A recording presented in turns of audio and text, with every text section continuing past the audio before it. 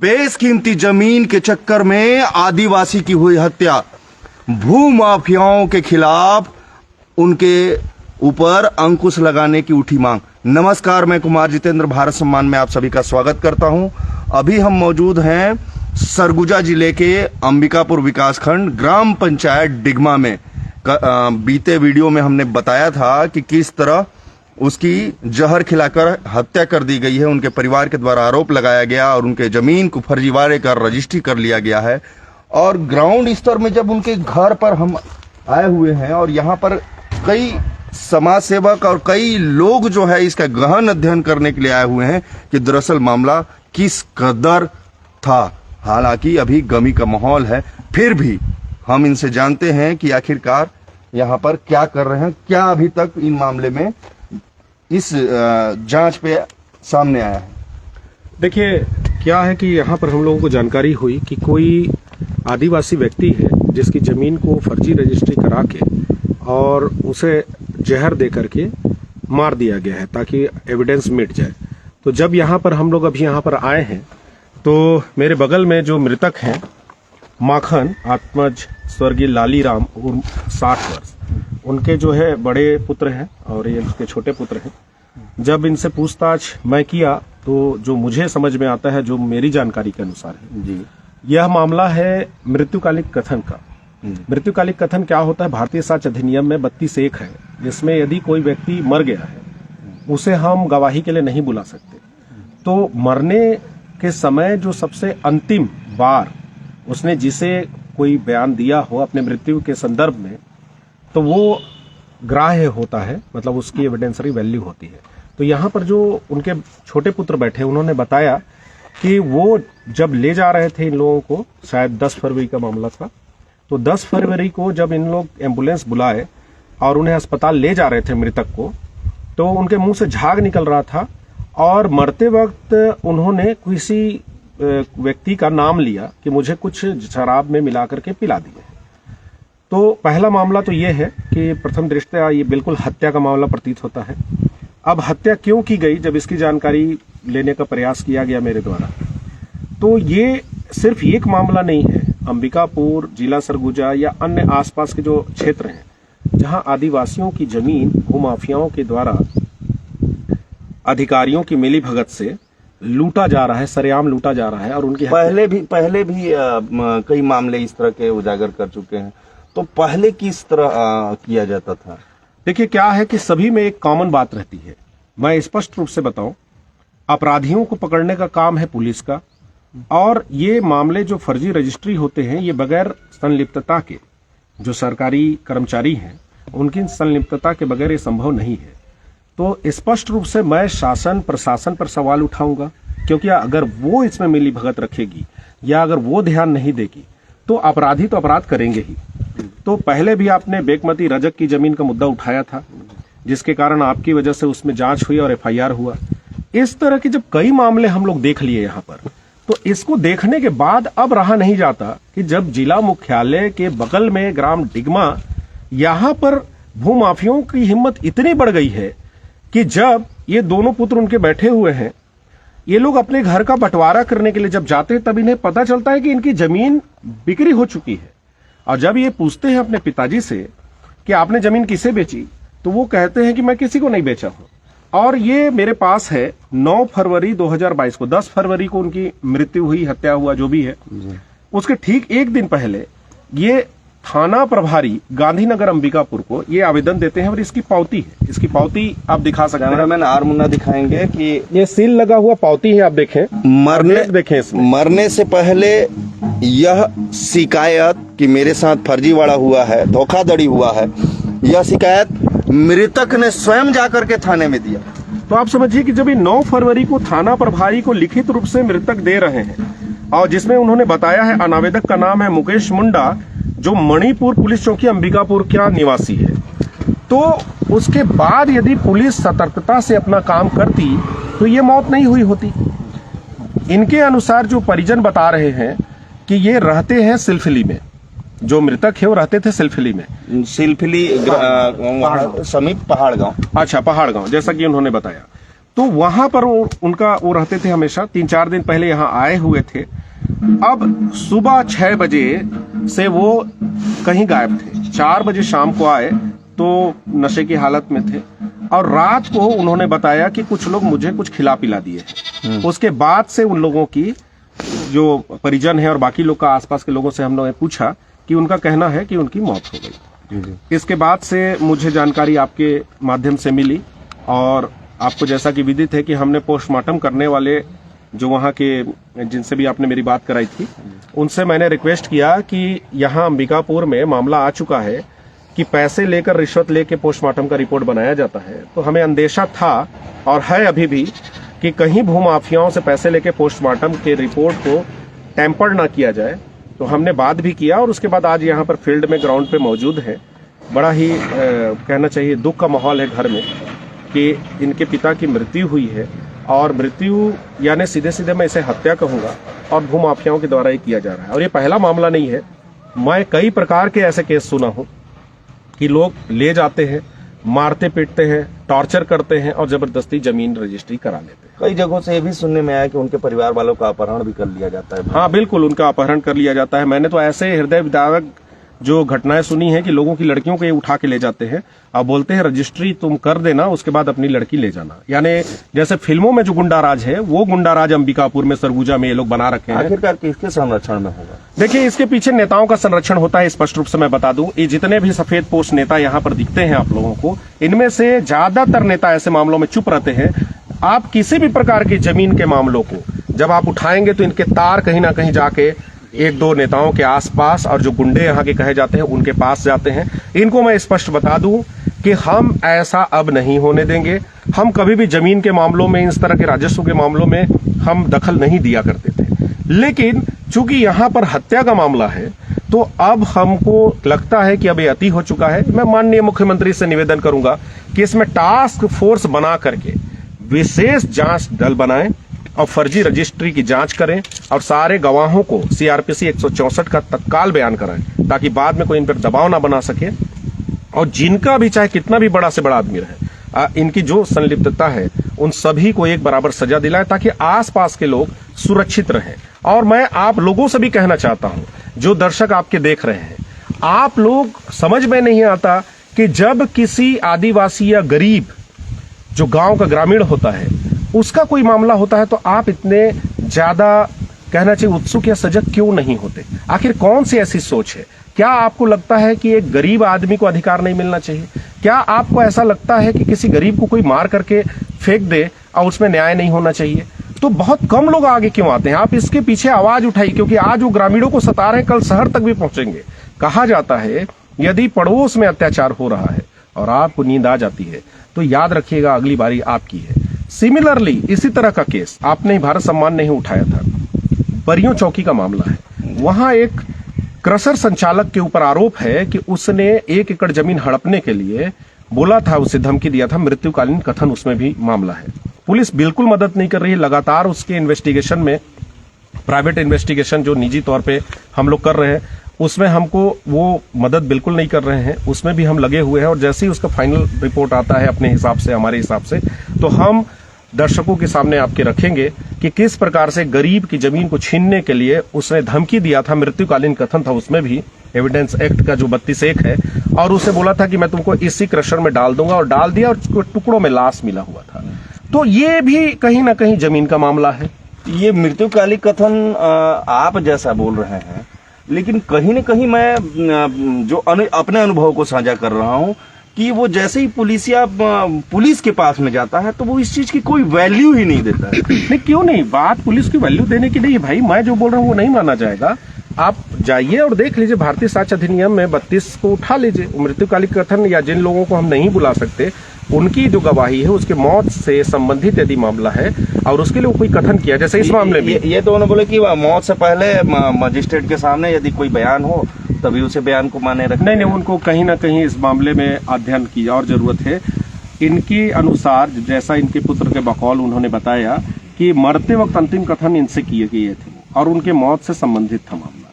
तो ऐसे आप माननीय सर्वोच्च न्यायालय के बहुत पकला नारायण स्वामी वर्सेस क्विंट से लेकर के और जितने भी ऐसे देखिएगा जिसमें माननीय सर्वोच्च न्यायालय ने मृत्युकालीन कथन को अभिग्राह्य माना है और वो व्यक्ति आके नहीं बता सकता, तो जो अंतिम बार उसने जो कथन किया है, जिससे भी कथन किया है अपने मृत्यु से संबंधित, उनके इशारों को लिख कर बताकर उसको बिल्कुल अभिग्राह्य होगा। मतलब कोई मरता रहेगा तो क्या मजिस्ट्रेट का इंतजार करेगा क्या वो? बिल्कुल। तो वो जिसे भी बताएगा उसके अभिग्राह्य करना चाहिए।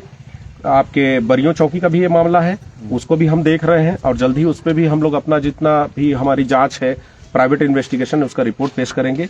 ये बिल्कुल भी बर्दाश्त के योग्य नहीं है कि किसी गरीब की जमीन आप छीन लें और किसी गरीब को जहर देकर के आप मार दें। आगे आपका क्या रवैया रहेगा? जैसे कि अभी आपने अपने आधार पे जो भी पाया, आगे क्या? आगे देखिए, सीधी सी बात है, हम पहले मांग करेंगे कि शासन प्रशासन से, और मेरे को माननीय मुख्यमंत्री से मेरी मांग है, उनसे उम्मीद भी है कि वो इस पे दखल दे और स्पेशल टास्क फोर्स गठित करे, तत्काल न्याय हो, जल्द से जल्द चालान पेश हो ऐसे मामलों का, स्पेशल वो बनाए। और इनके जो उप पंजीयक, जो तहसीलदार और जो सब डिविजनल मजिस्ट्रेट होते हैं, मुझे समझ में नहीं आता कि इन सब के रहते ऐसा कैसे हो जाता है।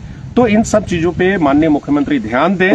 हम लोग त्रस्त हैं सरगुजा में, और जैसा कि एक आगंतुक है जो पत्रकार हैं, उन्होंने इसे काला पानी की संज्ञा दी है सरगुजा को, मैं बिल्कुल सहमत हूं, ये काला पानी है। तो हमको इस काला पानी से एक सफल लोकतांत्रिक देश में रहने का एहसास कराए मुख्यमंत्री, ये उनका दायित्व है। अभी हमारे साथ मृतक के बड़े पुत्र हैं, उनसे जानेंगे कि दरअसल जो मामला है वो उनके जब पहली बार जब आपको पता चला कि वो कुछ खाए हैं या फिर ऐसा कुछ, क्या वो समझ में आ रहा था? दिनांक 10 तारीख को वह सुबह मतलब सुबह 6 बजे पिताजी मतलब घर से चल दिए, मतलब बताए भी नहीं, कुछ भी नहीं। उसके बाद वो मतलब 10 तारीख सेकेंड टाइम मतलब वो 4 बजे करीब, मतलब 4 बजे ही वो मतलब आए। तो वह शराब उराब पा करके मतलब वो आए घर में, और मैं इसे खटिया जो बिस्तर जो है तो उसमें मैं उसका लगा दिया हूँ यहाँ पर, जो सेकेंड टाइम में जो रहे। उसके बाद वो सोए थे, सोने के बाद शाम को मतलब मैं घर के अंदर ले गया उनको, कि अब ठंडा उंडा लगने के कारण मतलब यहाँ पर बाहर में सोए थे तो अंदर ले गया। तो रात 9 बजे को मतलब उनका मुख से झाग उग या मतलब थूकने थाकने से कुछ सफ़ेद मतलब कीटनाशक दवा का कुछ मतलब वो चीज़ एहसास हुआ कि मतलब गंधक मारने लगा कि कुछ दवा है, ऐसा करके मतलब पता चला। तो हम लोग मतलब इधर उधर थोड़ा सा गाड़ी घोड़ा का ताम झाम इधर करने के लिए हम लोग वो कर दिए गए थे, मतलब फिर एम्बुलेंस में ले करके फिर आए। एम्बुलेंस अच्छा, ठीक है, वो हम बढ़ेंगे, लेकिन ये जैसा आप बोले कि ये गाड़ी वगैरह जो है लेने के लिए चले गए थे, तो उसके बाद इनके छोटे पुत्र से जानेंगे कि गाड़ी लेने के लिए वो चले गए। आप कहाँ पर थे उस समय? उस समय मैं घर में था, भाई मेरे को भी बोले फोन लगा के कि आओ। तो आया तो फिर मैं पूछा, थोड़ा सा मास्क को नीचे, मैं पूछा कि क्या हुआ। तो वो बोले कि ऐसे उसे मेरे को जहर वहर खिला दिए हैं, कुछ पेट में जलन टाइप का हो रहा है।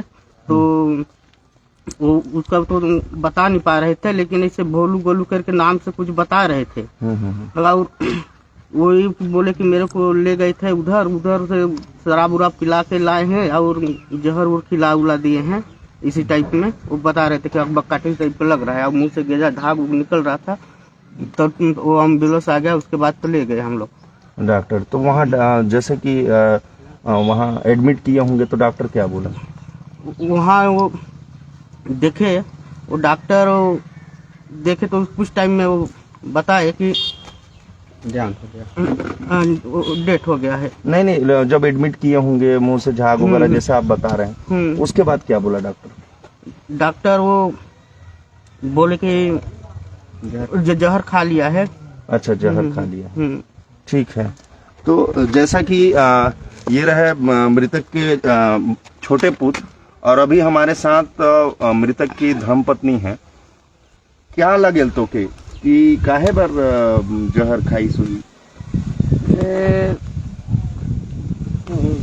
मुंडा और वो जमीन ला मोर होई कह के ओके जहर खवाई सोई।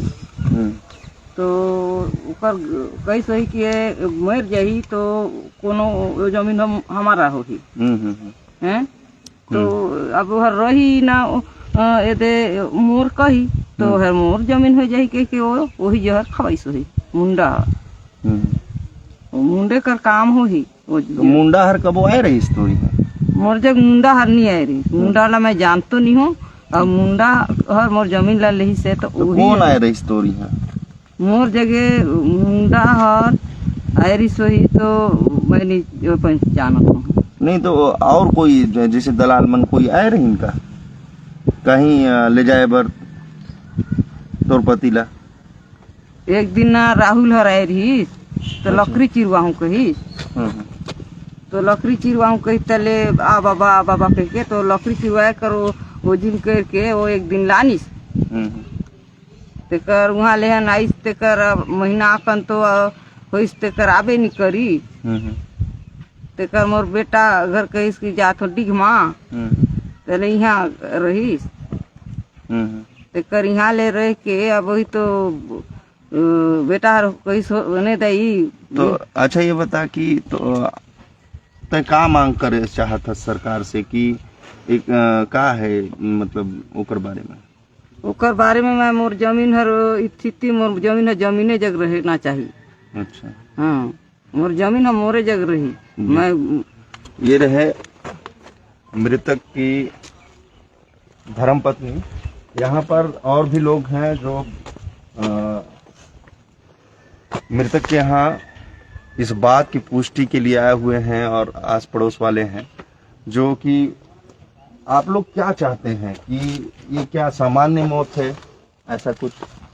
नहीं ये तो सामान्य मौत नहीं होगा काहे कि देखिए इतना जब मेरे भाई लोगों का जमीन का उनको खुद नहीं है पता कि मेरे पिताजी बेच दिए और उन लोग को जब बंटवारा का नाम वो चीज करने के लिए तो उसी दिन उन लोग को कैसे पता चला कि उनके पिताजी जमीन को बेच दिए हैं। ये आत्महत्या है या? हाँ ये आत्महत्या है। है? नहीं ये आत्महत्या नहीं जैसे कि कुछ खिला दिए हैं उन लोग को हम लोग को तो नहीं है पता लेकिन ऐसे लग रहा है हम लोग को कुछ खिला दिए हैं कुछ लोग ऐसा नाम उम तो नहीं है पता लेकिन खिलाए हैं इन लोग इनको कुछ मतलब हत्या है। हाँ हत्या है। ये रहे यहाँ के कुछ महिलाएं हैं हमारे साथ अभी समाज सेवक भी हैं जो इस मामले में संज्ञान लेने के लिए आए हुए हैं और इनसे जानते हैं कि दरअसल आपको क्या मामला लगा अभी तक आपने इतने देर यहाँ पे दिया और क्या लगा आपको कि ये किस टाइप का मामला है? देखिए जहाँ तक हमने सभी का के बात सुने उनके लड़के उनकी मिसेज उनकी बच्चियां हैं तो जो घटना घटी है वैसे मैं अस्पताल का कर्मचारी भी रहा हूँ तो हमने देखा है कि जब कोई पेशेंट ऐसा पेशेंट आता है जिसको उल्टी कराना हो मतलब ये होता है कि उसको कुछ खाया है कुछ खाया मतलब कोई पॉइजनिंग चीज हुआ अच्छा, पॉइजनिंग हाँ तो ऐसे में उसको उल्टी कराया जाता है। तो सबसे पहले तो ये शंका होता है कि वो निश्चित है कुछ न कुछ उनको खिलाया गया है या खाया है। दूसरी बात यहाँ पर ये दोनों भाइयों का जो बंटवारा है मुझे यह लगता है कि वो जो भूमाफिया है उनको पता चल गया कि ये कहीं कैंसिल न हो जाए क्योंकि जब इनके भाइयों को जब दोनों बच्चों को पता चला तो इन्होंने अपने पिताजी के पास ऑब्जेक्शन किया कि भाई आप लोग पिताजी आपने बताया नहीं और आप ऐसा कर लिए। तो मुझे लगता है कि ये भूमाफियों को पता चल गया और फिर ये दूसरे दिन सुबह से निकले और निश्चित है कुछ उनके साथ कुछ खाने पीने या खिलाने की बात आई है। एक चीज और मैं देखा मार्क किया कि इनकी जो मिसेज बता रही थी कि जो भूमाफिया आते थे वहां पर जहां पर ये पहाड़ गांव है ये सिलफिली के पास है तो वो जा करके फोन से करके तो फिर वो बाहर निकलते थे और काफी देर तक बात करते थे उनसे मिलते जुलते थे। तो इससे संदेह होता है कि निश्चित है कि ये आत्महत्या नहीं हो सकता मुझे लगता है कि हत्या ही होगा। और मेरा मांग है देखिए और मैं आप ये बोलना चाहूंगा ये अंबिकापुर के आसपास जब से निगम बना है तब से यहाँ पर जो धनाढ्य लोग हैं बाहर से आके जमीन खरीद रहे हैं और इसमें भूमाफिया लोग बहुत ज्यादा सक्रिय हैं और इस प्रकार की घटनाएं मारपीट और कई तरह की घटनाएं घटती हैं जिसमें ये भी कहा जा सकता है कि पुलिस का भी संरक्षण होता है क्योंकि ये लोग त्वरित कार्रवाई नहीं करते। भाई आप इस मामले में देख लीजिए जब 9 तारीख को उन्होंने एप्लीकेशन दिया है तो इस पर कार्रवाई क्यों नहीं किया।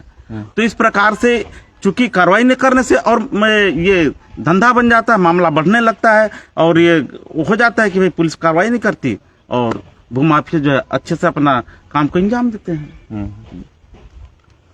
जैसा कि अभी समाज सेवक ने कहा कि 9 तारीख की घटना, मतलब 9 तारीख को ये पुलिस थाने में शिकायत देने के लिए जाते हैं और उसके बाद से अभी तक किसी प्रकार का कोई संज्ञान न लेना, पुलिस अधीक्षक के कार्यप्रणाली पर सवालिया निशान उठता है। हर बार यह देखा जाता है कि पुलिस अपने जगह कार्य कर रही है, लेकिन ऐसे जब मामले आते हैं वहां पर पुलिस कहीं पे भी दिखाई नहीं देती है। हमारे साथ एक और सामाजिक कार्यकर्ता हैं, पेशे से अधिवक्ता भी हैं और इनसे जानते हैं कि यहाँ पर आपके अनुसार क्या जहन में आया, क्या समझ में आया। देखिए, छत्तीसगढ़ राज्य के जो मुखिया, जब छत्तीसगढ़ में जो कांग्रेस की सरकार सत्तासीन हुई है, जब से इस प्रदेश में लगातार गुंडों का आतंक मंडरा रहा है। आए दिन भू माफिया किसी न किसी गरीब की भूमि को गलत तरीके से जबरदस्ती उठाईगिरी करके रजिस्ट्री करा लेते हैं। और अभी अभी हमें पता चला है कि डिगमा ग्राम पंचायत के एक परिवार के यहाँ जहाँ हम आए हुए हैं, इस परिवार के मुखिया के साथ भी भूमाफियाओं का काफी लंबे समय से संपर्क रहा है और चुपके इनसे बात होती थी और ये चुपचाप इनके परिवार के लोगों की जानकारी के बिना इसकी पैतृक संपत्ति का रजिस्ट्री करा लिया गया है और बिना पैसा दिए नामांतरण कराने की कार्रवाई की जा रही थी। इनको पता चला तो नामांतरण की कार्रवाई में रोक लगा दी गई है।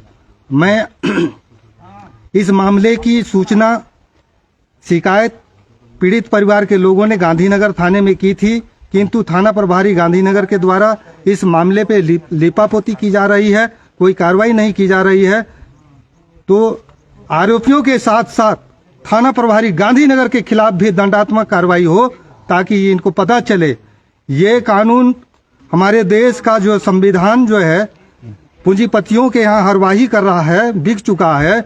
एक तवाइफ की इज्जत हो सकती है लेकिन पुलिस का कहीं कोई इज्जत नहीं है। मैं मांग करता हूं छत्तीसगढ़ का डीजीपी से कि यहाँ पर जो थाना प्रभारी गांधीनगर बैठा हुआ है इसको निकाल बाहर करे और इनको पद से बर्खास्त करे। सिर्फ थाना प्रभारी के ऊपर कार्यवाही की मांग करके आप संतुष्ट हैं? मतलब जो रजिस्ट्री हुई है, ऐसा प्रतीत होता है दस्तावेजों से कि ये फर्जी रजिस्ट्री है, तो क्या राजस्व विभाग के कर्मचारी अधिकारी संलिप्त नहीं है? देखिए, राजस्व विभाग के सारे अधिकारी, एक पटवारी से लेके तहसीलदार, एसडीओ, कलेक्टर तक को ये कमीशन जाता है। सारे लोगों की मिलीभगत रहती है। जानकारी होने के बाद भी ऐसे लोगों के खिलाफ राजस्व विभाग कोई कार्रवाई नहीं करता।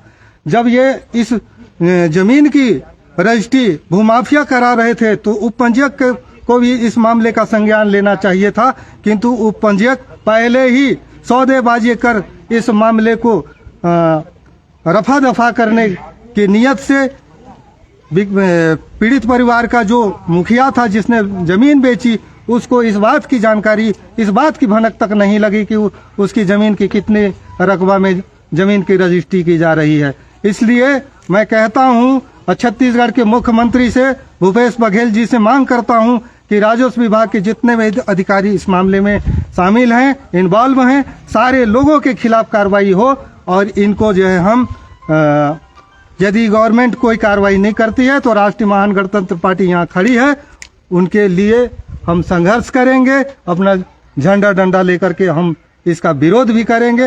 हो सके तो हम आमरण अनशन पर भी बैठने को तैयार हैं। ये रहे साफ साफ इस बात से प्रतीत होता है कि मौत तो हुई है, अब वो हत्या है या आम आत्महत्या जांच का विषय है, वह तो न्याय का विषय है। छत्तीसगढ़ प्रदेश के मुखिया भूपेश बघेल हैं और छत्तीसगढ़ प्रदेश के पुलिस मुखिया अशोक जुनेजा हैं। उनको यह वीडियो देखना चाहिए, यह मार्मिक वीडियो देखना चाहिए कि किस कदर भूमाफिया बेखौफ होकर के लोगों की हत्या कर रहे हैं। हमारे साथ उन्हीं के परिवार से रिलेशन रखते हैं। क्या लगता है आपको कि आत्महत्या बाकी लोग बोल रहे हैं, तो ऐसा क्या मतलब क्यों ये हत्या करूँ? नहीं, आत्महत्या तो नहीं है। इसको ऐसा लग रहा है कि उस दिन जब सुबह से गायब थे, उस दिन उसको दारू उरू पिला के उधर से कुछ खिला पिला के भेज दिए, और हम लोग को तो पता ही नहीं चला कि मतलब कुछ पॉइजन खा के आए हैं, क्या करके आए हैं। वही 7-8 बजे लगभग अपने को पता चला, फोन किया भाई कि आ जाओ घर में, पिताजी का तबीयत थोड़ा ज्यादा बिगड़ गया है ऐसे करके। तो मेरा एक और बड़ा भाई है, वो उन लोग पहुंच चुके थे। मैं तो दूर में था, तब तक नहीं पहुंच चुका था, मतलब नहीं पहुंचा था, तब तक उन लोग पहुंच चुके थे। तो उन्हीं के पास बता रहे थे कि मतलब मेरे को राहुल और गोलू भोलू क्या क्या नाम बता रहे थे कि इन्हीं के द्वारा मेरे को ले गया था, और मेरे को क्या खिला दिए हैं मेरे को पता ही नहीं था, और अचानक मेरे पेट में जलन हो रहा है और मेरे को हॉस्पिटल ले चलो जल्दी से, ऐसे करके बोल रहे थे। मेरे से धोखाधड़ी किए हैं और मेरे को तो पता ही नहीं चला, ऐसे करके बता रहे थे। और जब हम लोग कल या परसों गए थे, मतलब यही के पास आवेदन देने के लिए कि हमारे बड़े पापा का देहांत हुआ है ऐसे ऐसे मामले में, तो उनके खिलाफ FIR कर दिया जाए, ऐसे करके अपन आवेदन बना के लेके गए थे।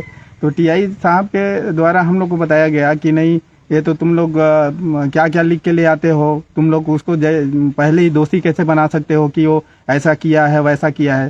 तो हम लोग बोले कि भाई उन्हीं लोग तो लेके गए हैं सर, उन्हीं लोग का नाम बताए। जब मृत नहीं हुआ था उस समय हम लोग को बताए कि ये नाम है, राहुल है और भोलू है, और कोई महिला का भी फोन आ रहा था सर।